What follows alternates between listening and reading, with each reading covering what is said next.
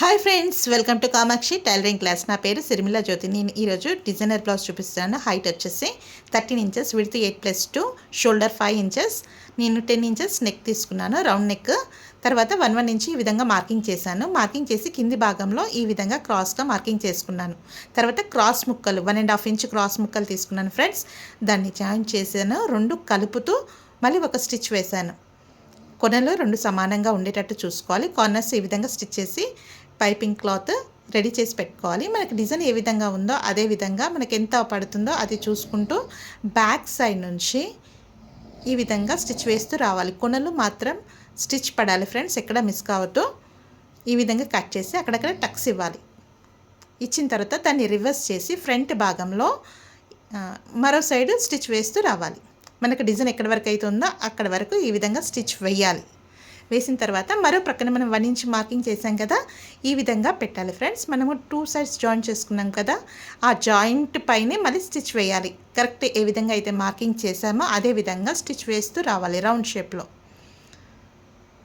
ఈ విధంగా స్టిచ్ వేయాలి. తర్వాత కట్ చేసి మనకి ఎంత కావాలో అంతకు కొద్దిగా ఒక 1/4 ఇంచ్ ఎక్స్ట్రా కట్ చేసుకోవాలి ఫ్రెండ్స్. ఈ విధంగా మలిచేసి మరో ప్రక్కన స్టిచ్ వేయాలి. స్టిచ్ అనేది నీట్గా రావాలి ఫ్రెండ్స్, ఎక్కడ ముడతలు రావద్దు. ఫ్రెండ్స్, ఈ వీడియో నచ్చినట్టయితే లైక్ చేయండి, షేర్ చేయండి, సబ్స్క్రైబ్ చేయండి ఫ్రెండ్స్. మరో ప్రక్కన బ్యాక్ సైడ్ నుంచి ఈ విధంగా వేయాలి. మనం ఇందాక ఆఫర్కే వేసాం కదా, మరో పక్కన ఆఫర్కు మళ్ళీ వేయాలి బ్యాక్ సైడ్ నుంచి. ఈ విధంగా ఎంతవరకు అయితే స్టాప్ అయిందో అక్కడి వరకు వేసుకుంటూ రావాలి.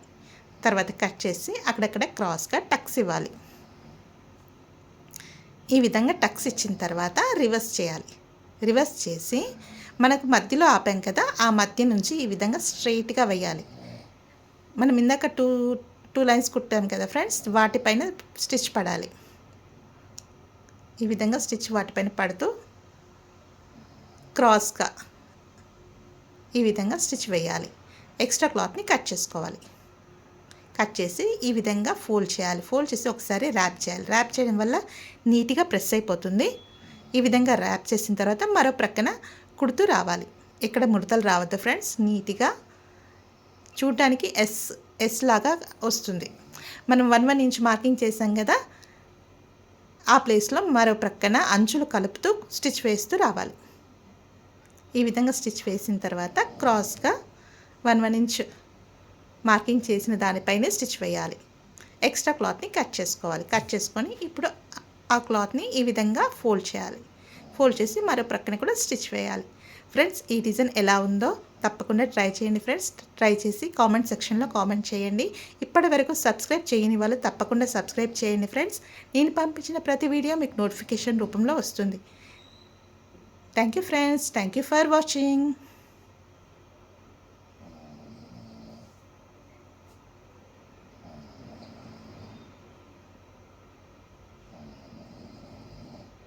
తర్వాత పైనుంచి కూడా ఒక స్టిచ్ వేయాలి.